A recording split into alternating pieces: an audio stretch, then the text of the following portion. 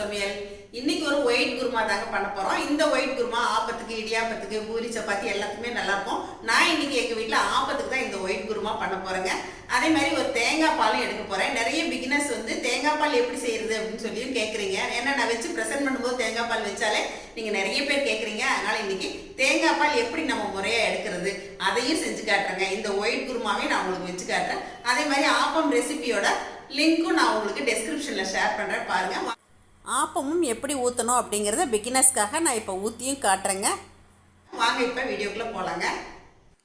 சரசஸ் food products பொடி வகைகள் தேவைப்படுறவங்க இங்கே கொடுத்துருக்க வாட்ஸ்அப் நம்பரில் காலை 10 மணி முதல் இரவு 7 மணி வரைக்கும் எங்களை காண்டாக்ட் பண்ணலாங்க. இதோட நாங்கள் பருப்பு பொடி, எள்ளு பொடி, இன்ஸ்டன்ட் அடைமிக்ஸ் எல்லாமே தயாரிக்கிறோங்க. தேவைப்படுறவங்க காண்டாக்ட் பண்ணுங்கள். பளிச்சுன்னு வெள்ளை வெள்ளைன்னு இந்த மாதிரி ஒயிட் குருமா எப்படி பண்ணுறது அந்த சீக்ரெட்டையும் நான் உங்களுக்கு சொல்லி கொடுக்குறேங்க. வீடியோவை ஸ்கிப் பண்ணாமல் பாருங்கள். இன்றைக்கி நம்ம செய்ய போகிற ஒயிட் குருமாவுக்கு தேவையான பொருட்கள் பார்த்துடலாங்க. கேரட் இந்த மாதிரி குட்டி பீஸாக நான் நறுக்கி எடுத்து வச்சுருக்கேங்க. பீன்ஸையும் அதே மாதிரி நறுக்கிட்டேன். பெரிய வெங்காயம் ஒன்று பொடியாக நறுக்கி எடுத்து வச்சுருக்கேங்க. அதே மாதிரி பச்சை மிளகாயை 2ஆக கீறி 2 மிளகாய் எடுத்து வச்சுருக்கேங்க. பச்சை பட்டாணி இதை வந்து நான் 8 மணி நேரம் ஊற வச்சுட்டு ஒரு 3 சவுண்டு விட்டு எடுத்து வச்சுருக்கேங்க. இது பாருங்கள் நல்லா வெந்திருக்கு. இந்த மாதிரி வேக வச்சு எடுத்து வச்சுக்கணும். உங்ககிட்ட ஃப்ரெஷ் பட்டாணி, பச்சை பட்டாணி கிடைச்சாலும் நீங்கள் அப்படியே போட்டு தாளிக்கலாம். உருளைக்கிழங்கு பெருசாக ஒன்று எடுத்து தோல் சீவிட்டு இந்த மாதிரி பொடியாக கட் பண்ணி எடுத்து வச்சுருக்கேங்க. அரைக்கிறதுக்கு நான் இந்த பக்கம் கொஞ்சமாக வச்சுருக்கேன் பாருங்கள். இதை மட்டும் நம்ம அரைச்சிக்க போகிறோம். இப்போ இதில் கசகசா கொஞ்சம் சேர்த்துக்கிறேன். ஒரு 1/4 டீஸ்பூன் கசகசா சேர்த்துக்கிட்டேங்க. முந்திரி 2 பச்சை மிளகா 1, சோம்பு 1/4 டீஸ்பூன் எடுத்துருக்கேங்க. இப்போ இதை வந்து நம்ம தனியாக தேங்காயோடு சேர்த்து அரைச்சிக்கலாங்க. இப்போ இங்கே இருக்க தேங்காய் வந்து இதிலேருந்து இன்னொரு மடங்கு அதிகமாக எடுத்திருக்கேன். கூடுமான வரைக்கும் தேங்காயை வந்து இந்த மாதிரி வெள்ளையாக திருவிக்கங்க. அப்போ தான் குருமா வந்து நல்லா வெள்ளை வெள்ளையேன்னு வரும். இதை வந்து நான் பால் எடுத்துக்க போகிறேங்க. குருமா திக்னஸ்க்காக இதை நான் அரைச்சிக்க போகிறேங்க. இப்போ நான் இதை அரைச்சிட்டு வந்துட்டு இப்போ நம்ம குருமா ரெடி பண்ணிடலாங்க. அப்புறம் நான் தாளிக்கிறதுக்கு மந்த்ரா கடலெண்ணெய் விட்டு தாளிக்க போகிறேங்க. தாளிக்கிறதுக்கு பட்டை, கிராம்பு, ஏலக்காய் எடுத்துக்கலாங்க. கொஞ்சமாக இஞ்சி பூண்டு பேஸ்ட் எடுத்துக்கலாம். கருவேப்பிலை எடுத்துக்கலாம். இப்போ நம்ம இன்றைக்கி செய்ய போகிற குருமா நான் குக்கரில் தான் தாளிக்க போகிறேங்க. தேவையான அளவுக்கு நான் கடலெண்ணெய் விட்டுக்கிறேன்.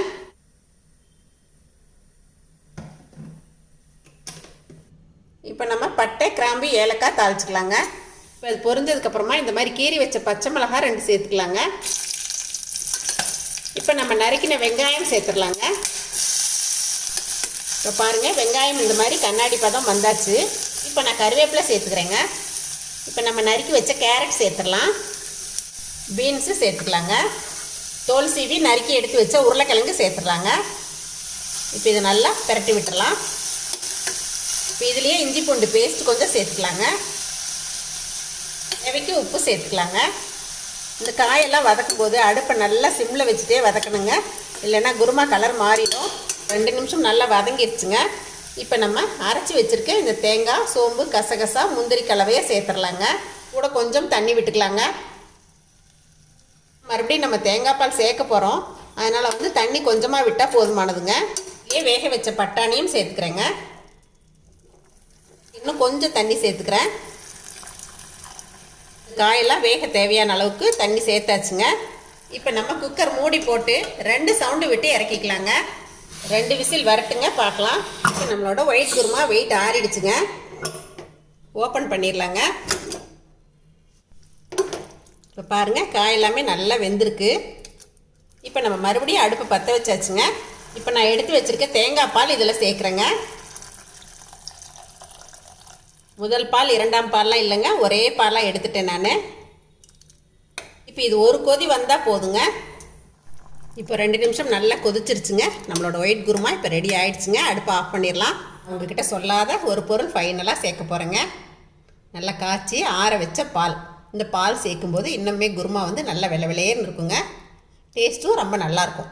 ஒயிட் குருமாவோட சீக்ரெட்னு கூட சொல்லலாம். இந்த பாலை அவ்வளோ வெள்ளையாக நல்லா இருக்குங்க. இப்போ கொத்தமல்லி இலை தூவி இறக்கியாச்சுன்னா நம்மளோட கமகமா ஒயிட் குருமா ரெடிங்க. குருமா இந்த மாதிரி நல்லா வெள்ளை வெள்ளையேன்னு வரணும் அப்படின்னா நீங்கள் காயை வந்து அதிக நேரம் வதக்கக்கூடாதுங்க. நம்ம குக்கரில் தான் சவுண்டு விடுறோம் இல்லைங்களா, நல்லா வெந்துடும். பாருங்கள், நல்லா வெள்ளை வெள்ளையேன்னு இருக்குது பாருங்களேன்.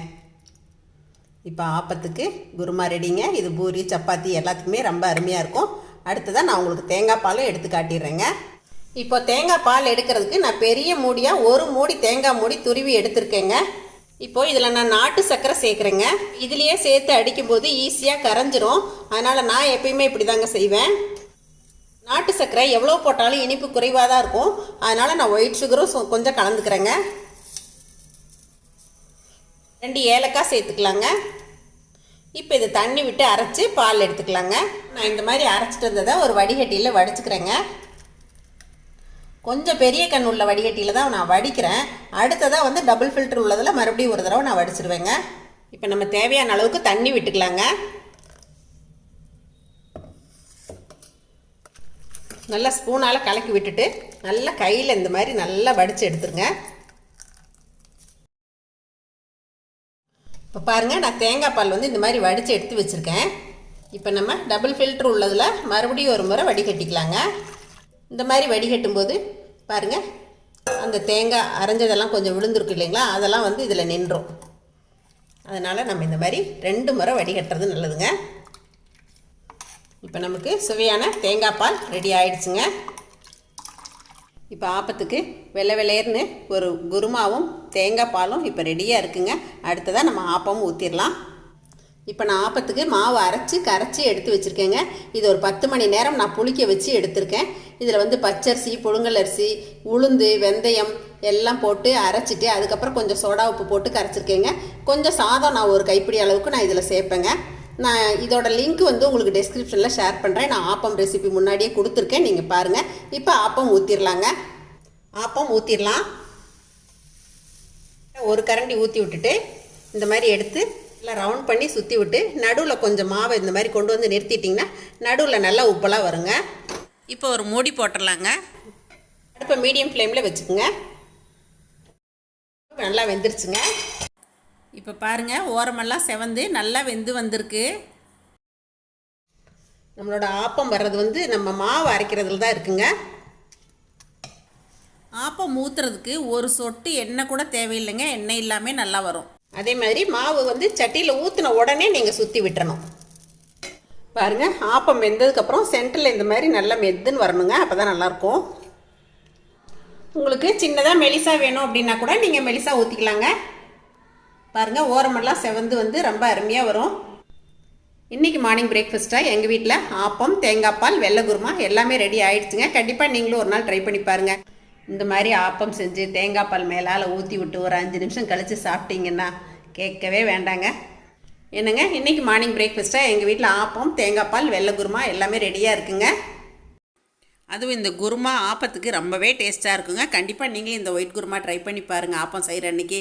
இந்த வீடியோ உங்கள் எல்லாருக்கும் ரொம்ப பிடிச்சிருக்குன்னு நினைக்கிறேங்க. இதை பார்த்துட்டு எப்பயும் போல் உங்களோட ஃபீட்பேக் சொல்லுங்கள், ஷேர் பண்ணுங்கள், சப்ஸ்கிரைப் பண்ணுங்கள். சப்ஸ்கிரைப் பண்ணிவிட்டு பக்கத்தில் இருக்க பெல் பட்டனை கிளிக் பண்ணிவிட்டு ஆளுங்கிற ஆப்ஷனையும் ப்ரெஸ் பண்ணிக்கங்க. அப்போ தான் நான் போடுற வீடியோஸ் எல்லாமே உங்களுக்கு உடனுக்குடன் வந்து சேருங்க.